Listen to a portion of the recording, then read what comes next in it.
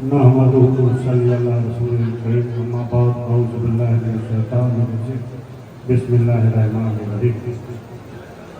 अखिल कच्छ सुमरा समाज द्वारा आयोजित આજની 10મી સમૂહ શાદીમાં હમણાં જ આપણી વચ્ચેથી વિદાય લઈ ગયા એવા જેમની દુઆઓથી આપણે આ સમગ્ર કાર્યક્રમ એવા રૂહાની પેશો આપણા સૈયદ હાજી અહેમદ શાહ બાવાના ફરજંદ અમીન શાહ બાવા, અબ્દુલ રસૂલ શાહ બાવા અને એમના તમામ પરિવારજનો, મંચ પર બિરાજમાન રાજકીય સામાજિક આગેવાનો, ખાસ કરીને જામનગરથી આવેલા મારા ભાઈ અને એક મજબૂત નેતા એ વિસ્તારના અલ્તાફભાઈ, આપણા કચ્છના હંમેશા અન્યાય સામે સતત જેનો અવાજ ગૂંજતો રહેવા હાજી ઇબ્રાહીમ હાલેપુત્રા, અન્ય રાજકીય સામાજિક આગેવાનો અને સમગ્ર ગુજરાત અને કચ્છમાંથી આવેલા સુમરા સમાજના વડીલો, નવજવાન સાથીઓ, પડદા નસીબ માઓ અને બહેનો, એકત્રીસ દુલ્હા અને દુલ્હનો, અસ્સલામુ અલૈકુમ વરહમતુલ્લાહિ વબરકાતુહુ।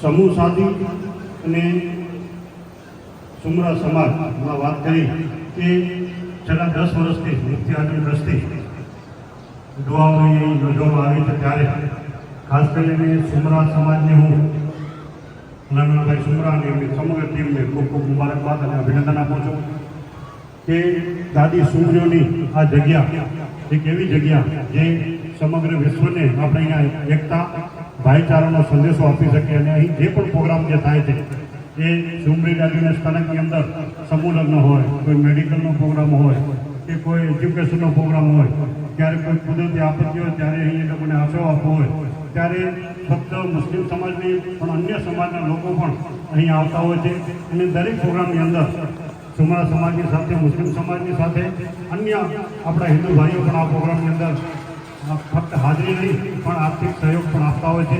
એ ખરેખર અભિનંદન અને મુબારકની વાત છે।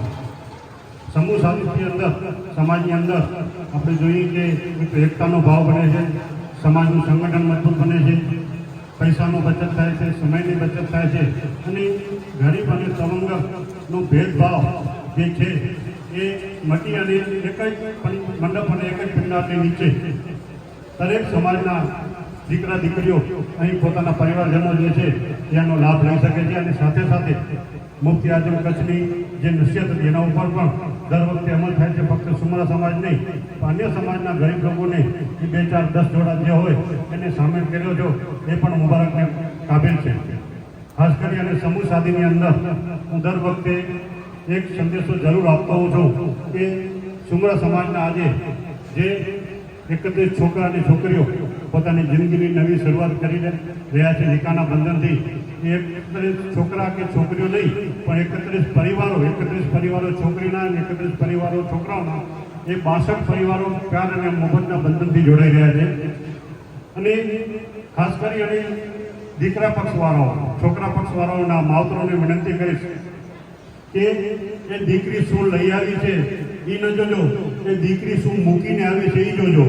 એ દીકરીને પોતાની વહુ તરીકે નહીં પણ પોતાના ઘરની દીકરી તરીકે ઘરે લઈ જાજો અને એક આખો નવો માહોલમાં જ્યારે પોતાના પરિવારજનો, પોતાની ઘર, પોતાનું વતન, પોતાના જે ફ્રેન્ડ સર્કલ આ તે બધું મૂકી એક નવા માહોલમાં જ્યારે આવતી હોય છે ત્યારે ક્યાંક ક્યાંક એની ભૂલ પણ થતી હોય નવા ઘરની અંદર સેટ થતા, તો ત્યારે એની ભૂલ ઉપર આપણે દરગુજર કરીએ, નાની નાની વાતમાં લડાઈ ઝઘડા ન કરીએ અને એને નસીહત આપીએ અને કદાચ 1-2 વર્ષ સુધી આવી રીતે આવો સિલસિલો ચાલુ રહે તો મને એવું લાગે છે કે દીકરી છે પોતાના મા બાપનું જે ઘર છે એ ભૂલી જશે અને તમારા ઘરમાં એ જન્નતની ક્યારેય જન્નત બની જશે। એટલે ખાસ કરી અને જે દીકરા પક્ષવાળા છે અને સસરો છે એ દીકરીનો બાપ બને, સાસુ છે એની મા બને, દેવર છે એ એનો ભાઈ બની અને એ છોકરીને દીકરી તરીકે અપનાવશે તો આપણું જે ઘર છે જન્નતની ક્યારી બની જશે। ભાઈ અલ્તાફભાઈ જે વાત કરી, અલ્તાફભાઈ એક બહુ મજબૂત આગેવાન છે પોતાના વિસ્તારની અંદર, લગભગ હમણાં 51 સમૂહ શાદી કરી, એનાથી અગાઉ બહુ મોટો એક મેગા બ્લડ ડોનેશન કેમ્પ તમને ખ્યાલ હોય હાજુ પર જે પગે ગયા હતા શોએબ ખતૂર, એમને ત્યાંથી બોલાવ્યા હતા, વિવિધ રાજકીય સામાજિક આગેવાનોને બોલાવી અને બહુ મોટું કામ કર્યું। એટલે સુમરા સમાજ દરેક જિલ્લાની અંદર દરેક જગ્યાએ પોતાનું નામ રોશન કરે, અહીં આપણે આજે આવા પ્રોગ્રામો થકી જે પૈસાની બચત થાય એ પૈસાની બચત આપણે આપણા છોકરાઓની એના માટે થઈ એની એજ્યુકેશનમાં વાપરવી જોઈએ. હમણાં હું રાજસ્થાનમાં ગયો હતો, ત્યાં કને સૂત્ર લખેલું હતું લગ્ન મંડપની અંદર કે આધી રોટી ખાएंगे પણ બચ્ચો કો પઢાएंगे. એટલે ખાસ કરી અને ઇલ્મ અને તાલીમનું કેટલું મહત્વ છે આપ સમજી શકો છો.